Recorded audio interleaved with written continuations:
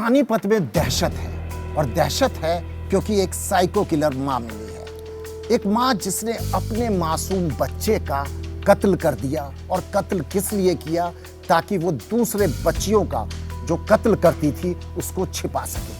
और दूसरे बच्चियों की कत्ल करने की जो कहानी है वो दहशत पैदा करती है, वो डर पैदा करती है। वो दूसरे बच्चों को इसलिए मारती थी, बच्चियों को इसलिए मारती थी ताकि कोई उससे ज्यादा सुंदर ना दिखे। कोई उससे ज्यादा अगर सुंदर दिखता था तो उसके अंदर जलन भर जाती थी। उसको लगता था कि कोई उससे ज्यादा सुंदर कैसे दिख सकता है। वो चिढ़ जाती थी और डुबो कर एक खास तरीके से टब के अंदर डुबो कर वो उस बच्चियों की कत्ल कर देती थी। कुल मिलाकर 4 कत्ल उसने किए। ये कहानी 2019 से शुरू होती है, लेकिन इस केस का खुलासा 2025 में होता है। पानीपत का नौलथा गांव होता है जहां पर 6 साल की विधि की हत्या हो जाती है। शादी का घर था। हत्यारन मां, जिसका नाम पूनम है, वो शादी के घर में आती है। सभी लोग बारात में बिजी होते हैं। जाहिर सी बात है, शादी का घर है, सबके पास कोई ना कोई काम है, सब इधर उधर शादी में लगा हुआ था। लेकिन ऐसे में 6 साल की विधि जो है वो शादी के घर से अचानक गायब हो जाती है। सभी परेशान हो जाते हैं कि आखिर विधि गई कहाँ। लोग उसको ढूंढना शुरू कर देते हैं। तो वही रूम में, जो कि एक स्टोर रूम था, उसके अंदर एक टब के अंदर विधि की जो है उसका शव मिलता है। लोग परेशान होते हैं कि आखिर इसकी मौत कैसे हो गई। अचानक पुलिस को बुलाया जाता है क्योंकि थोड़ा सा ये संदिग्ध लग रहा था कि 1 फीट का टब बताया गया और उसके अंदर सिर जो है वो टब के अंदर था, यानी कि धड़ टब के अंदर था और पैर जो है वो बाहर था। और विधि उस स्टोर रूम में अकेले डूबी हुई मरी हुई मिलती है। पुलिस जब वहां पहुंचती है तो टब की जांच करती है और उसको भी 1 फीट गहरा टब था।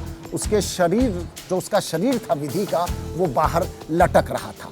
पुलिस को शक होता है, संदिग्ध लगता है। एक एक करके सबकी पूछताछ की जाती है। ऐसे में पूनम जो कातिल है, जो चाची है विधि की, उससे जब पूछताछ की जाती है तो वो कबूल कर लेती है। लेकिन फिर जो वो खुलासे करती है वो बेहद चौंकाने वाला था। वो बताती है कि ये 4था कत्ल है जो उसने किया है। तो आखिर वो बच्चों को मारती क्यों थी? पूनम क्यों मासूम बच्चों को मारती थी?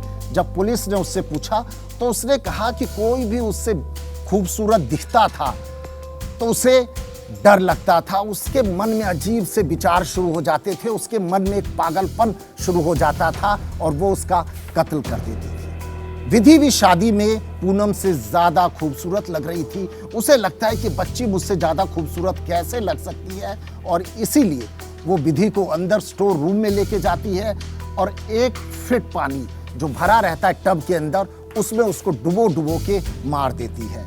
लेकिन विधि जो है उसकी बॉडी उस टब में फिट नहीं होती और यहीं पर उसकी आधी बॉडी जो है वो टब से बाहर लटक रही थी।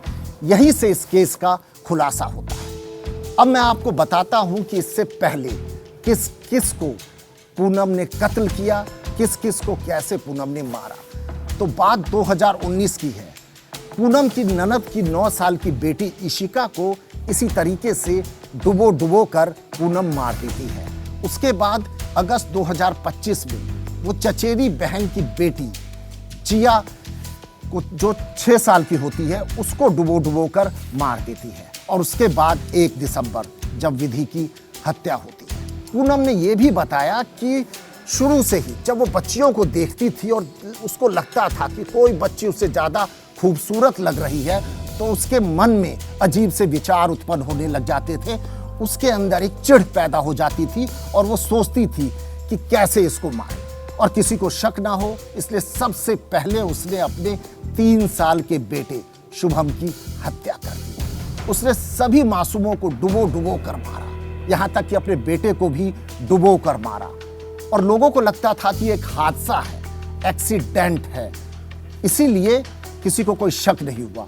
लेकिन जब विधि की मौत होती है 1 दिसंबर 2025 को और पुलिस वहां पहुंचती है, पुलिस को शक होता है।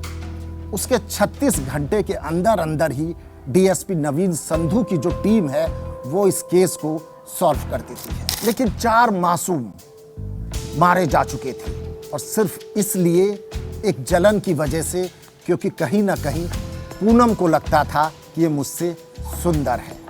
तो इसलिए मैं कहता हूं कि आप भी अपने बच्चों को कभी अकेला ना छोड़े, सतर्क रहे, सुरक्षित रहे और नज़र बनाकर रखें कि आपके बच्चों को कौन कैसे देख रहा है, उसका व्यवहार आपके बच्चों के लिए कैसा है। नमस्कार।